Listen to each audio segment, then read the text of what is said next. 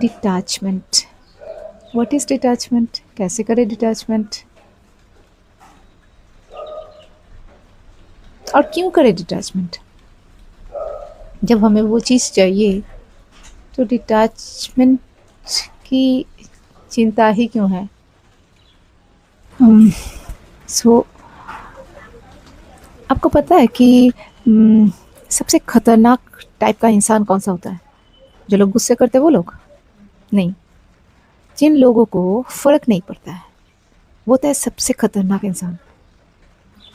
आप उनको कुछ भी बोलो, कुछ भी करो, कैसे भी ट्रीट करो, उन्हें कोई फ़र्क नहीं पड़ता है। आप समझ रहे हो? उनको आप कुछ बिगाड़ ही नहीं सकते हो। ना आप उनको मोल्ड कर सकते हो, ना आप उनको अपने तरीके से कुछ काम करा सकते हो उनसे।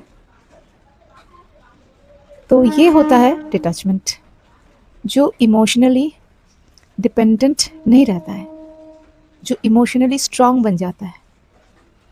डिटैचमेंट को लेके कुछ मिसकंसेप्शन है, लाइक इसका मतलब इमोशंस को पूरा छोड़ देना, फिर सब कुछ से भागना, अपने इमोशंस को कंट्रोल करके रखना, किसी का केयर नहीं करना, लव नहीं करना, अपने बस अपने अपने को लेके ही चलो, किसी और के बारे में कुछ नहीं सोचना। No, this is not detachment. Detachment का मतलब आप सब कुछ करो, आप प्यार करो, आप केयर करो, आप दूसरों के लिए कुछ करो, लेकिन वहाँ पे अटैच्ड मत हो जाओ। आप प्यार करो, लेकिन प्यार के लिए डिपेंडेंट मत हो जाओ। आप केयर भी करो, लेकिन आप बैक मतलब रिटर्न में फिर वही चीज़ का एक्सपेक्टेशन मत रखो। आपको जो करना है आप करो, लेकिन वो करते हुए वहाँ पे वो दूसरे को, जो जिनके लिए आप कर रहे हो, उनको पेडिस्टल पे मत चढ़ा के रखो। क्या होता है ना, जो लोग इमोशनली डिपेंडेंट होते हैं, उनको अगर ऐसा होता है ना उनके साथ में कि किसी का रिप्लाई नहीं आया, तो उनका तो पूरा दिमाग ही ख़राब हो जाएगा। मान लो कि उनको किसी ने क्रिटिसाइज़ कर दिया, किसी ने उनको कुछ डिसरेस्पेक्ट कर दिया, तो भाई उनका तो पूरा दिन ही ख़राब हो जाएगा, रात को सो भी पाएगा कि नहीं पाएगा नहीं पता। इतना ज़्यादा अटैच्ड हो जा। अब चलो जान लेते हैं कि डिटैच्ड होना क्यों है। मैनिफेस्टेशन में ये डिटैचमेंट की बात क्यों बोला जाता है एंड डिटैचमेंट का मतलब क्या है? अब ध्यान से सुनना मेरी बात। अ, आप ना किसी फ्लावर शॉप में गए हो, ठीक है? वहाँ पे आपका किसी कुछ फ्लावर पसंद आया, ठीक है? तो आप क्या करोगे? शॉप के ओनर को जाके बोलोगे कि वो वाला फ्लावर मुझे पसंद है, वो मुझे पैक करके दो, है ना? आप ऐसा तो फीलिंग के साथ में नहीं चले जाओगे कि वो फ्लावर मुझे नहीं मिलेगा तो मैं पागल हो जाऊँगी अभी के अभी, मुझे चाहिए ही चाहिए। मतलब क्या कर रहे हो आप? वहाँ पे जाके कुछ चीज़ चूज़ कर रहे हो एंड पिक कर रहे हो। अपना जो चीज़ है, अपना जो डिज़ायर है उसको चूज़ कर रहे हो, ठीक है? वो अपना आपका नीड नहीं है। आपके डिज़ायर्स जो लाइफ़ का है, उसके साथ भी वैसे ही ट्रीट करना है। मान लो आपका कुछ भी विश है, वो जॉब हो सकता है, वो आपका कोई बेटर हेल्थ हो सकता है, वो मनी हो सकता है, और वो आपका कोई स्पेशल पर्सन भी हो सकता है, आपके लाइफ का लव भी हो सकता है, ठीक है? तो अच्छी बात है, वो चीज़ हमें चाहिए, यहाँ तक अच्छी बात है, वो चीज़ हमारे लिए हमें हमें पसंद है, ठीक है? लेकिन उस चीज़ को ना आप जब भी इतना ज़्यादा इम्पोर्टेंस दे दोगे, आपसे ऊपर लाके खड़ा कर दोगे, तब आप कहाँ जा रहे हो? आप खुद को वीक बना दे रहे हो उस डिज़ायर के अकॉर्डिंग। उस डिज़ायर के कंपैरिज़न में आप खुद वीक बनते जा रहे हो, है ना? तो मैनिफेस्टेशन के रूल के अकॉर्डिंग आपको खुद को वीक बनाना नहीं है, क्योंकि जो भी आप मैनिफेस्ट करोगे, वो खुद अंदर से ही मैनिफेस्ट होता है। अगर अंदर आप भरे हुए रहोगे, तभी वो चीज़ जल्दी से मैनिफेस्ट होगा। तो लेकिन अगर आप उस चीज़ को आपका नीड, आपका इम्पोर्टेंस ज़्यादा से ज़्यादा बनाते जाओगे, और साथ ही साथ क्या होगा, आप खुद को उस विश और उस डिज़ायर के कंपैरिजन में ज़्यादा से ज़्यादा वीकर बनाते जाओगे। तो ये नहीं करना है, और ये नहीं करने के लिए ही हमें उस डिज़ायर से डिटैच्ड होना पड़ता है। डिटैच्ड मतलब क्या है कि आपको वो डिज़ायर रखना भी है आपके माइंड में वो चीज़ आपका पसंद है, आप पसंद करो उसको, आप चाहो उसको पॉजिटिव माइंड से, लेकिन आप उस चीज़ को आपका इतना ज़्यादा नीड मत बना दो। उस चीज़ के ऊपर आप डिपेंडेंट मत हो जाओ कि वही चीज़ आपको कंट्रोल करना शुरू कर दे। समझ रहे हो? बस आपको वहाँ तक जाना ही नहीं है जहाँ आपको कोई और कंट्रोल करे, कोई और चीज़ आपको कंट्रोल कर पाए।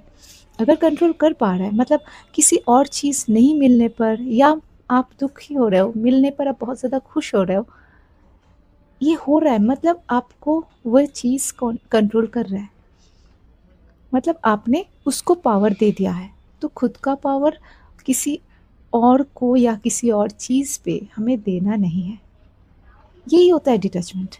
आप उस चीज़ से प्यार करो, आप उस चीज़ को अपने लाइफ में पॉजिटिवली विश करो, लेकिन उस चीज़ को इतना ज़्यादा इम्पोर्टेंस मत दे दो कि वो ना मिलने पर हमारा खुद का ही वजूद पूरा गुम हो जाए।